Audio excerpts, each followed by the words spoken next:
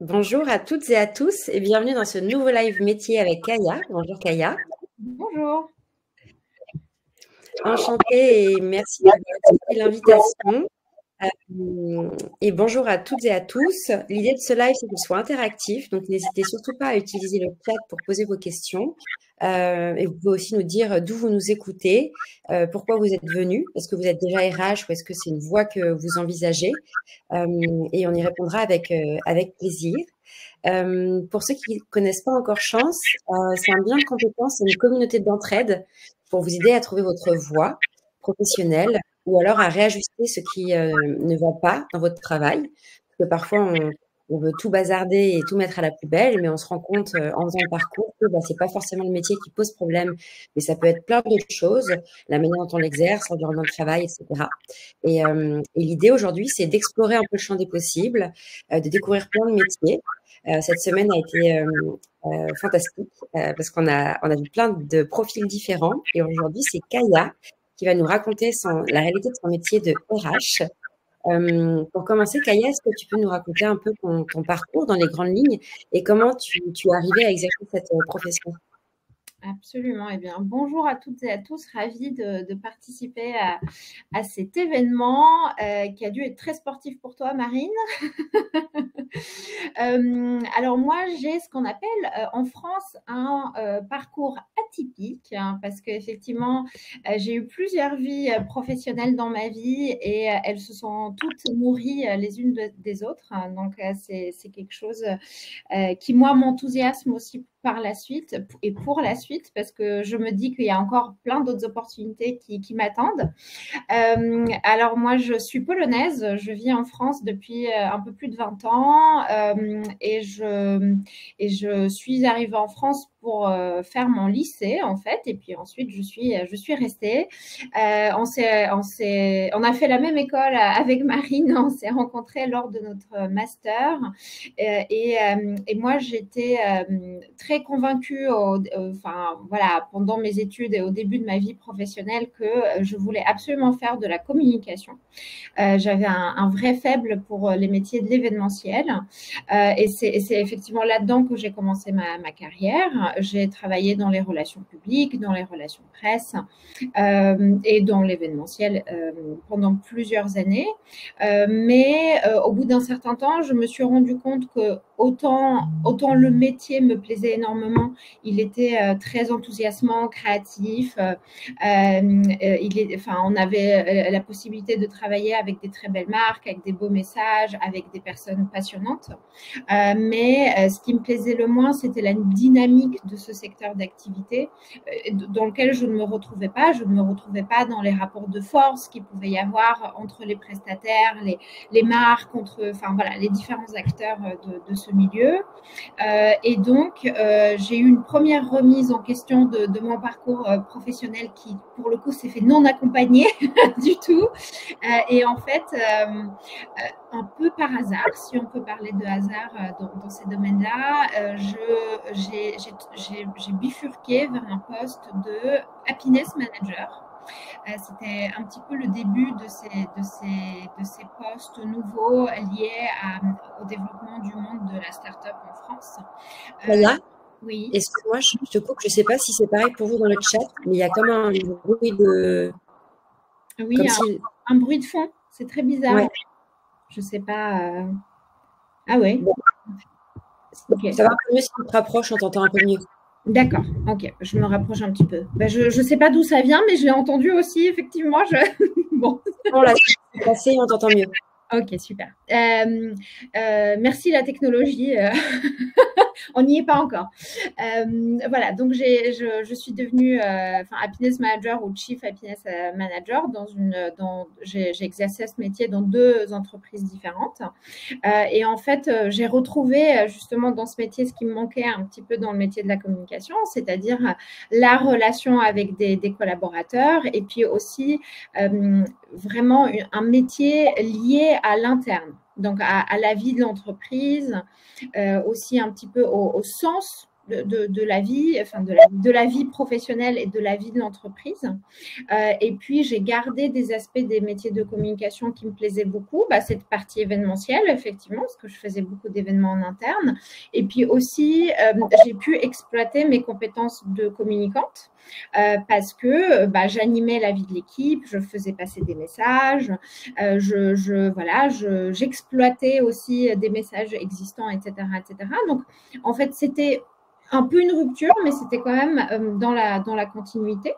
Et puis j'ai exercé ce métier pendant un petit peu plus de 2 ans et la vie faisant, j'ai quitté la dernière start-up où je travaillais et j'ai eu l'opportunité de rejoindre l'entreprise dans laquelle je suis aujourd'hui. Donc, je suis au sein du Crédit Mutuel. Donc, c'était pas du tout ni le secteur d'activité, ni le type d'entreprise que j'aurais envisagé pour mon parcours professionnel. Et en plus, c'était un métier moitié RH, enfin un poste moitié RH, moitié happiness manager.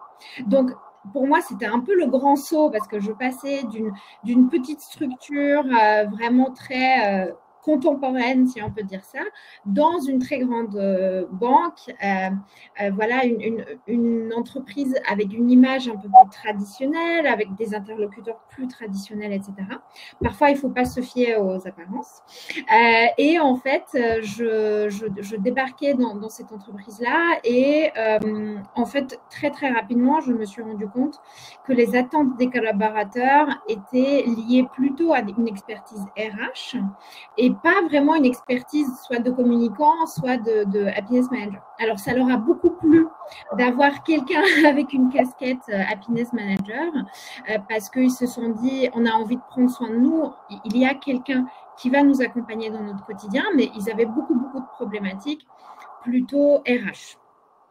Et donc, me voilà embarquée dans un métier nouveau pour lequel je n'ai jamais été formée d'un point de vue classique. Et donc, j'ai dû apprendre, en fait, au quotidien. Alors, j'ai eu la chance aussi d'être formée, voilà. Mais j'ai surtout appris aux côtés de ma DRH, qui est toujours mon manager aujourd'hui depuis un peu plus de 5 ans, et qui est une personne qui sait transmettre ses compétences, qui est vraiment extrêmement bénéfique et puis surtout très opérationnelle. C'est-à-dire, il y a la théorie d'une part, mais il y a tout de suite l'application. Et pour quelqu'un qui a jamais occupé un métier, qui occupe un nouveau métier, c'est vraiment très, très, très agréable, en fait, d'avoir quelqu'un comme ça, un mentor. Donc, voilà. Donc, moi, je dis souvent que j'ai eu jusqu'à présent, 3 métiers dans ma vie. Et en fait, j'ai le sentiment d'avoir eu une espèce de gradation. Donc, les changements se sont faits. Il y a eu toujours quelques degrés de changement qui se sont opérés. Et en fait, j'ai encore une fois toujours utilisé les compétences acquises dans mes précédents métiers, dans le métier que j'utilise aujourd'hui. Par exemple, dans le cadre de mes missions de RH aujourd'hui, il y a bien évidemment beaucoup de missions de communication. Parce que quand on est RH, on est bien évidemment communicant. En fait, on passe notre vie à transmettre des messages. Alors, c'est plutôt de la communication interne, pas que, parce qu'on peut aussi être ambassadeur de la marque employeur. Moi, je fais du recrutement, donc clairement, mon public est plutôt externe. Je vais transmettre les valeurs de mon entreprise, les engagements de mon entreprise. Je vais devoir donner envie à quelqu'un de venir rejoindre l'équipe ou rejoindre l'entreprise. Donc, les compétences sont vraiment très transversales. Et ça me rassure aussi un peu parce que ça veut dire que je ne me suis pas... je ne me suis pas complètement trompée, pas complètement éloignée de ce que j'ai voulu faire initialement. Génial. Merci, Kaya, pour ce premier partage. Moi, ça résonne un peu quand je parle. Vous me direz si c'est pareil pour vous aussi, pour pas que je vous abîme vos oreilles. Merci beaucoup pour ce partage. C'était super inspirant dans ton parcours pour toutes celles et ceux qui sont là. C'est de... Ah, alors je ne vais pas parler très longtemps, alors. Ça vous fait mal aux oreilles. C'est qu'en fait, on montre qu'on peut transférer des compétences et qu'on peut se réinventer. Ouais, peut-être Kaya. Voilà, super. Merci. Merci pour le tips, Maëlys.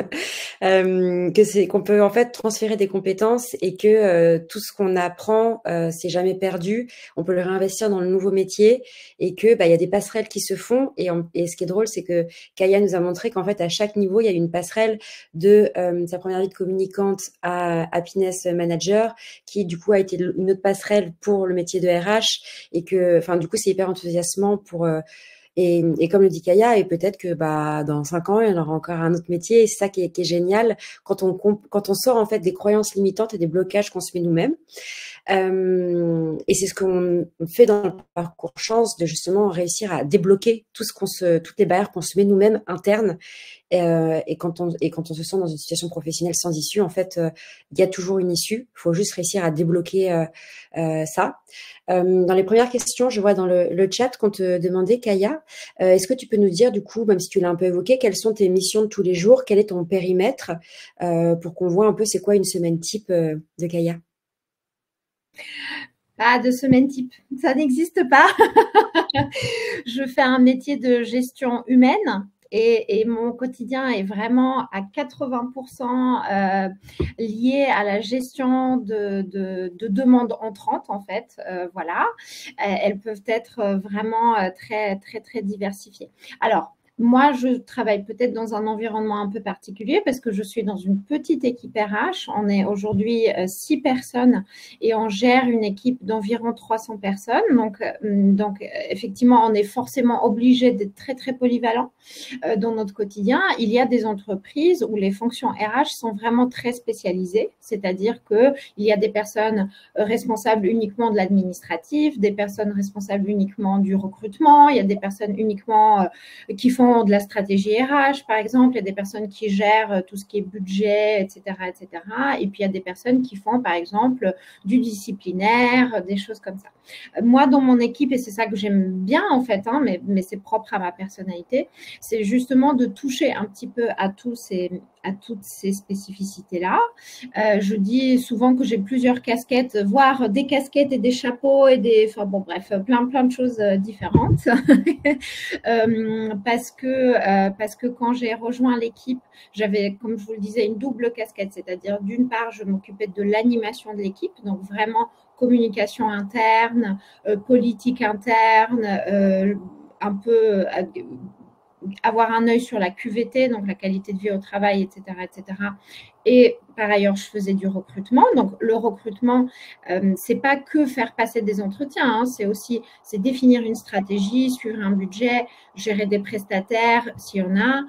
C'est animer parfois une filière recrutement, parce qu'on peut ne pas être seul à le faire, ce qui est mon cas aujourd'hui. On peut aussi, c'est aussi quelqu'un me demandait est-ce qu'il y a du campus management, est-ce qu'il y a des relations écoles? Tout à fait, il y a aussi tout ça. Donc, effectivement, le recrutement, c'est un métier en soi. C'est un métier alors le métier de RH de manière générale, mais le métier de recruteur, c'est aussi un ensemble de compétences juridiques parce qu'on doit connaître les règles. Celles auxquelles on pense, c'est peut-être la non-discrimination. Bien évidemment, ce sont des règles juridiques, donc il faut les respecter. Mais il y a aussi il y a le droit du travail, il faut quand même le connaître dans les grandes lignes. Est-ce que je peux recruter une personne en contrat de CDD? Est-ce que je peux recruter un stagiaire? Donc, qu'est-ce que je dois respecter comme règle? On vit aussi dans des contextes internationaux. Est-ce que je peux recruter un ressortissant étranger, par exemple? Voilà, des choses comme ça. Donc, il y a des compétences spécifiques. Alors, on peut les acquérir au fur et à mesure du temps, bien évidemment. C'est ce qui s'est passé pour moi. J'ai fait des formations dans le recrutement, mais j'ai aussi commencé à faire du recrutement en essayant de m'en sortir, voilà, avec les connaissances que j'avais ou les connaissances que mes collègues m'ont transmises. Et après, il y a des techniques de recrutement et ça aussi, c'est des compétences qu'on peut acquérir, qu'on peut développer. Il y a beaucoup de stratégies, il y a l'écoute active, il y a comment on pose les questions, est-ce qu'elles sont pertinentes, etc. Et puis après, bien évidemment, on recrute les personnes pour des raisons très spécifiques. Donc, il faut aussi arriver en fait à obtenir les informations qu'on veut obtenir. Voilà, un échange de recrutement, c'est pas juste une discussion sur qu'est-ce que tu aimes faire dans ta vie, même si ça tourne beaucoup autour de ça. Donc voilà, donc ça c'était mes mes premiers deux métiers. Et puis depuis ça, j'ai développé des compétences dans toute la partie administrative. Donc effectivement, je suis capable de répondre à des questions très administratives ou légales, parce que le droit du travail français, c'est une montagne qui se multiplie, qui fait de petits bébés montagnes. Donc voilà, donc ça c'est quelque chose sur quoi on doit se former en permanence. C'est de la veille, c'est de l'acquisition de compétences, etc., etc. Je suis devenue également référente handicap. Donc ça aussi, c'est tout un ensemble de compétences spécifiques, qu'elles soient liées à tout ce qui est diversité et inclusion, c'est-à-dire comment on travaille, comment on accueille ces personnes et comment on travaille avec elles, comment on les encourage à rejoindre notre entreprise aussi, comment on leur permet d'avoir les bonnes conditions de travail, les bons postes, etc., etc. Donc ça, c'est déjà beaucoup de voilà, il faut engager beaucoup d'acteurs au sein de l'entreprise pour que ça fonctionne. Et puis il y a aussi des règles légales, il y a des exigences légales, etc., etc. Donc il faut les connaître. Je suis responsable formation, pareil. La formation, c'est un domaine de compétences spécifique. Alors j'ai des interlocuteurs, bien évidemment en interne, qui m'accompagnent, etc. Je suis pas toute seule, mais il faut gérer un budget, créer un plan de formation, le suivre, encourager les collaborateurs à se former, leur permettre d'atteindre leurs objectifs, etc. Donc, c'est passionnant, mais voilà. C'est aussi c'est un aspect complémentaire. Et puis, je continue et j'aime beaucoup ça, à faire de l'innovation RH. Je pense que le métier de RH, c'est celui qui suit vraiment de très près l'évolution de la société. Donc, la manière dont on vit l'entreprise aujourd'hui ou le monde du travail de manière plus générale, c'est bien évidemment pas la manière dont on vivait sa vie professionnelle il y a 10 ans ou 20 ans ou peut-être même 5 ans. Et donc, nous, RH, on doit capter ces signaux venant des collaborateurs ou du monde extérieur et les implémenter ou en tout cas faire du changement pour que ça se passe bien en interne.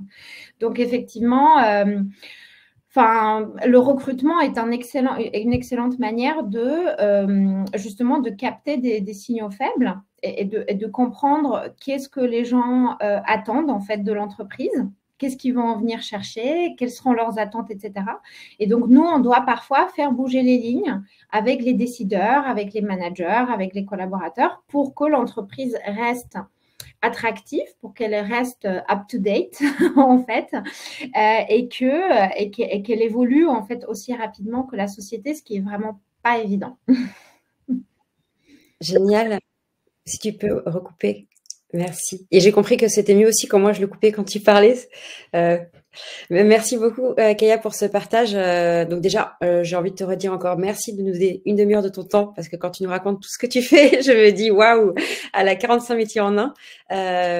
Et effectivement, c'est aussi la richesse de l'approche RH comme tu la pratiques, quand tu as la chance de pouvoir avoir tout un panel d'expertise, ce qui te permet toi aussi de découvrir, d'apprendre, ce qui peut être très stimulant.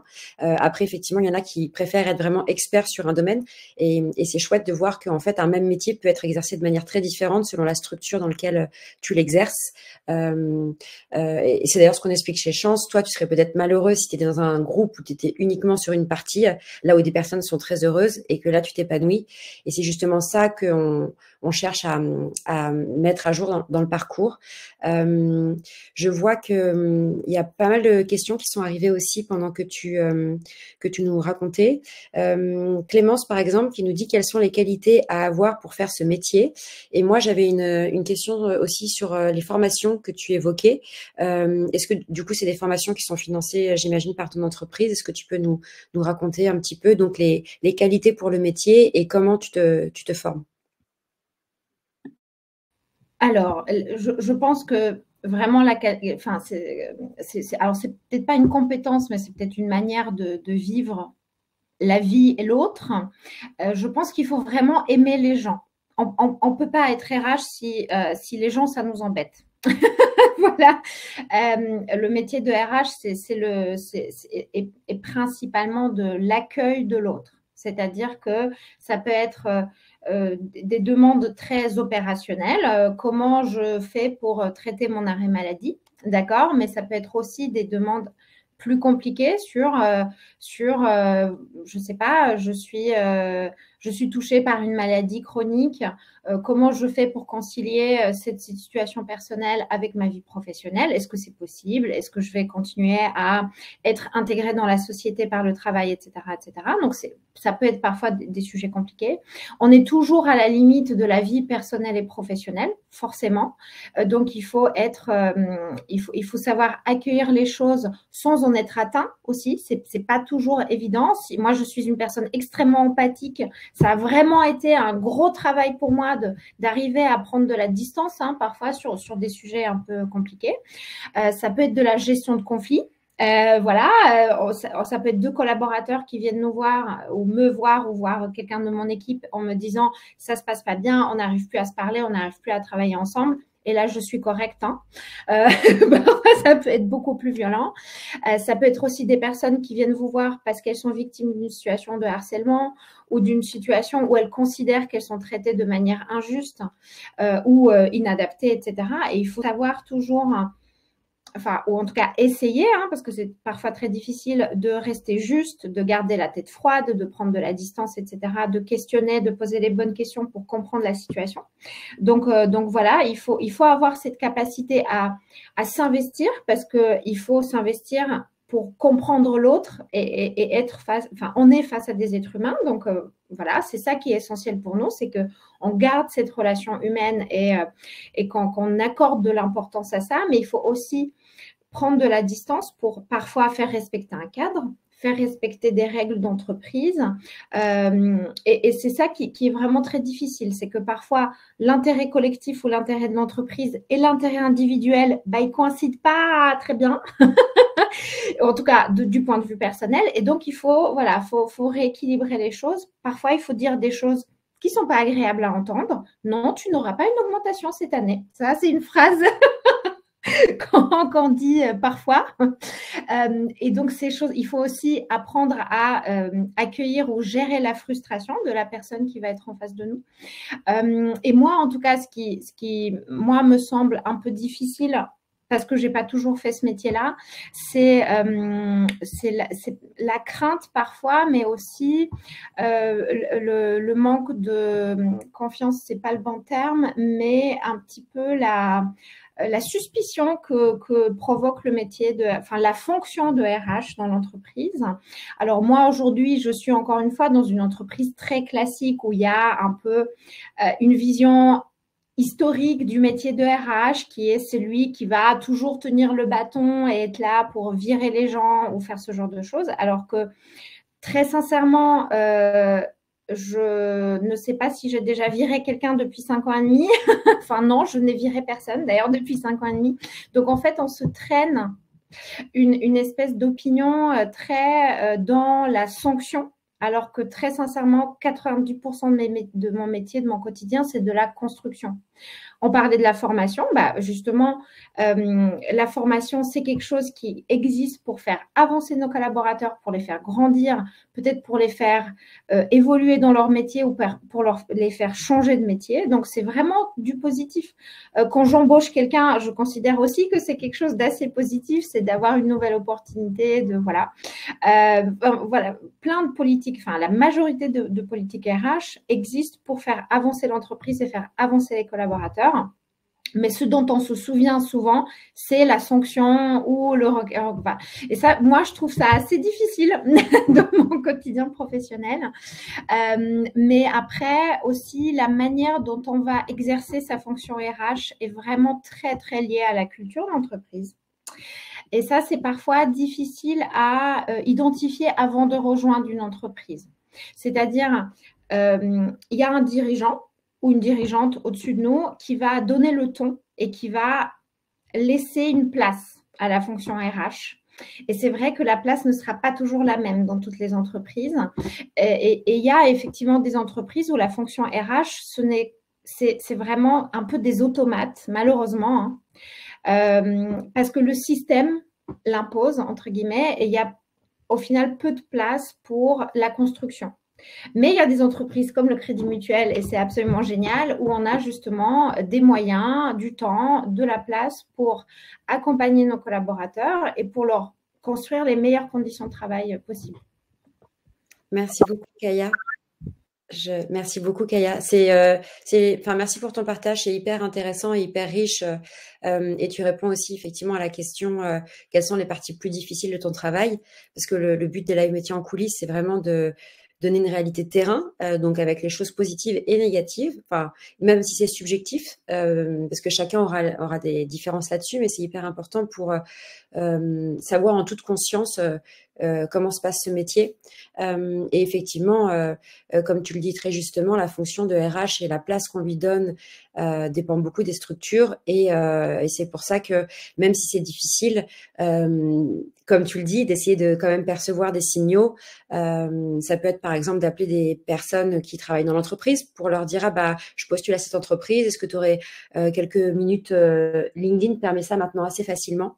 Et je sais que moi, il y a des gens parfois qui me le font, qui sont en train de postuler chez Chance et ils me contactent sur LinkedIn en me disant je suis en train de postuler chez Chance, j'aime beaucoup l'entreprise, est-ce que tu serais dispo pour en parler quelques minutes, pour avoir ton retour de l'intérieur? Et en fait, je comprends et je trouve la démarche saine, parce que je pense qu'on a tous, ou si ça vous est pas arrivé, vous avez de la chance, ou alors sinon on a des amis où en fait on peut déchanter en arrivant, et donc tous ces signaux faibles qu'on peut essayer d'aller voir, percevoir avant de rejoindre une entreprise est super.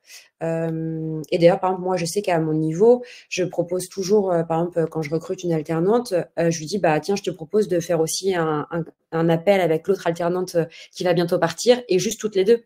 Comme ça permet de libérer la parole, et voilà, donc c'était un petit conseil. Il y a une question de Céline qui a un petit peu répondu, mais c'est important peut-être de la reposer. Céline dit, une amie avait changé de voie et est devenue RH, mais elle a vite déchanté car son quotidien était finalement la gestion de plans sociaux, licenciements. J'avoue que c'est quelque chose qui me fait peur, enfin qui me fait douter sur le quotidien du métier. Tu y as un petit peu rebondi, mais peut-être que tu veux ajouter un mot sur cette question, Kaya? Alors, bien évidemment, le contexte économique de l'entreprise a une très grande influence sur le métier de RH. Alors, il y a des choses qui sont prévisibles, il y a des choses qui ne sont pas prévisibles, hein. Enfin, voilà, on peut pas toujours anticiper une mauvaise passe ou des, enfin, je sais pas, une problématique qui peut arriver, hein. Même dans une entreprise où, a priori, tout se passe bien, on peut avoir de la gestion de crise. Effectivement, quand on doit massivement licencier des collaborateurs, c'est extrêmement traumatisant. Que vous fassiez votre métier depuis 3 ans ou 20 ans, je vous assure que recevoir des gens, 5-10 personnes par jour pour leur dire excusez-moi, mais voilà, excusez-moi, je suis désolée de vous annoncer cette information, mais ça va se passer comme ça. C'est extrêmement difficile et personne ne le fait de gaieté de cœur, bien évidemment. Après, quelqu'un a posé la question de effectivement comment concilier sa sensibilité avec les directives de l'entreprise. Je pense que en fait, et c'est là où Chance est très fort, c'est avant de mettre les pieds dans une entreprise, c'est de vérifier si ses propres valeurs sont alignées avec les valeurs de l'entreprise. Alors, bien évidemment, c'est extrêmement subjectif et on ne peut pas toujours tout percevoir pendant les entretiens, voilà. Donc, comme tu disais, interroger des personnes qui sont dans l'entreprise, c'est extrêmement intéressant et très parlant. Et en fait, à partir du moment où on est à peu près aligné avec les valeurs de l'entreprise, ça va être plus facile d'appliquer les règles qui régissent la vie de l'entreprise, parce que on va pas avoir de problème pour défendre ces valeurs-là ou pour les faire appliquer. Après, très sincèrement, il y a des choses qui sont très désagréables à faire dans ce métier-là, parce qu'encore une fois, c'est difficile de pas se mettre à la place de l'autre. Enfin voilà, si on recadre un collaborateur, on se dit moi j'aimerais pas trop qu'on me le fasse, donc voilà, c'est pas facile, mais moi, je pense toujours au bien commun, c'est-à-dire je considère que l'entreprise est un organisme et pour qu'un organisme fonctionne bien, il faut que toutes les microcellules de l'organisme fonctionnent bien. Et en fait, il suffit d'un micrograin de sable pour que toute une organisation très efficace s'effondre, entre guillemets, ou en tout cas qu'elle fonctionne moins bien. Donc, il faut que tout le monde, tout en exprimant leur individualité et en étant les personnes qu'elles sont, elles respectent en fait cette communauté et que la communauté, bah, en fait, chacun fasse un micro-effort pour que ça se passe bien. Et donc, c'est pour ça que parfois, il faut recadrer, que parfois, il faut dire à quelqu'un, écoute, je pense que tu n'es pas à la bonne place, mais ça nous fait autant de peine qu'à toi, en fait. Hein, mais c'est juste que tu n'es pas la bonne personne au bon endroit. Est-ce que tu veux évoluer? Est-ce que c'est possible? Et sinon, on se sépare. Mais c'est vraiment, voilà, moi, j'ai la chance d'être dans une entreprise où c'est extrêmement rare de se séparer de ses collaborateurs. Mais voilà, il y a d'autres entreprises où il y a des cultures un petit peu plus immédiates, où on va laisser un peu moins de temps aux gens et donc où on va se séparer plus rapidement. Je pense que les structures un peu plus établies, elles vont accompagner les collaborateurs sur du plus long terme. Voilà, donc c'est aussi intéressant. C'est aussi ça qu'il faut se dire, à mon avis, quand on envisage ce métier, c'est dans quelle temporalité j'ai envie de m'inscrire. Est-ce que j'ai envie des choses qui sont extrêmement efficaces et qui vont très vite? On va plutôt aller vers des cultures à l'anglo-saxonne, entre guillemets, ou est-ce que j'ai plutôt envie de construire des programmes, des projets sur le long terme? Et disons que les structures françaises, elles sont peut-être un petit peu plus là-dedans. Ah oui, ouais, pardon, on me pose la question sur la digitalisation aussi. C'est effectivement une question qui nous anime beaucoup. Alors moi, je crois bien qu'il y a un seul métier qui ne disparaîtra jamais, c'est le métier de RH. Tant qu'il y a des êtres humains qui travaillent, il faudra des êtres humains pour les gérer. Un être humain, c'est jamais 0 et 1 ou noir et blanc, etc. Une personne peut pendant 20 ans agir d'une certaine manière et soudainement, il se passe quelque chose et ça change complètement. Et toute personne est différente. Il n'y a jamais de situation qui se ressemble. Il faut toujours aborder des situations avec de l'ouverture d'esprit, sans a priori. On ne sait jamais ce qui se passe dans la vie des gens. Il y a des gens qui vont le dire, il y a des gens qui ne vont pas le dire, et il faut toujours appréhender chaque situation avec un esprit ouvert. Et moi, ma DRH qui a 30 ans de métier, de temps en temps, je lui dis, est-ce que tu commences à t'ennuyer dans ton métier ou dans ce que tu fais? Elle m'a dit, mais depuis 30 ans, toutes mes journées ont été différentes. Tous les jours, j'ai eu une situation que je n'ai jamais vue auparavant et que j'ai jamais eu à gérer. Et c'est ça qui est génial aussi. On apprend tous les jours. Bon, parfois, c'est un peu compliqué, mais c'est super créatif. Merci beaucoup, Kaya. Je mets ton LinkedIn dans le chat parce que je suis désolée, nous allons devoir rendre l'antenne parce qu'on enchaîne les live métiers.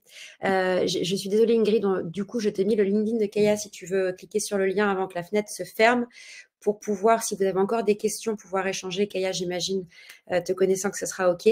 Un immense merci. L'anecdote, c'est qu'avec Kaya, on ne s'était pas revu depuis des années, et on se revoit dans ce live, donc ça m'a fait super plaisir de te revoir. Et j'adore la manière dont tu racontes ton métier, c'était passionnant. Je vois que tu as des tonnes de merci dans le chat. Merci à tout le monde pour toutes vos questions, votre intérêt, et un immense merci, Kaya. Et à très, très bientôt après le live. Avec plaisir. Merci à tous pour vos questions. Merci, au revoir. Bye bye.